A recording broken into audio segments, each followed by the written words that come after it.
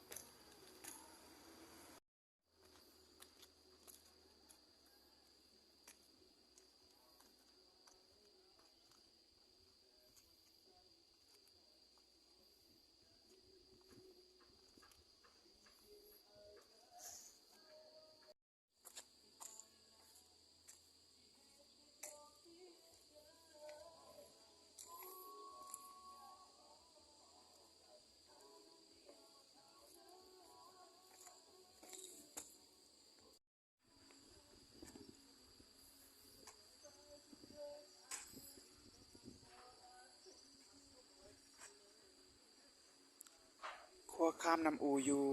มึงง่อยเด้อ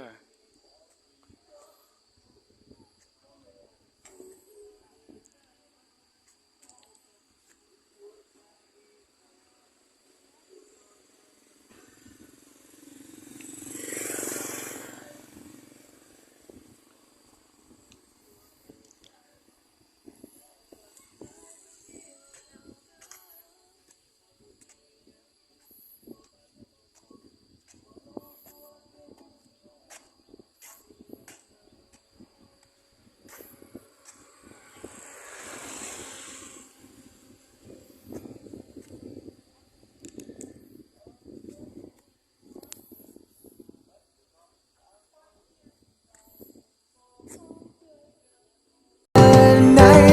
คนบางคนผ่านมาให้รักไม่ได้เกิดมาเพื่อคู่กันทำได้แค่นี้เรื่องเธอกับฉันท่องไว้ไกลห่างกันครั้งใดหัวใจไม่เคยว่างงาน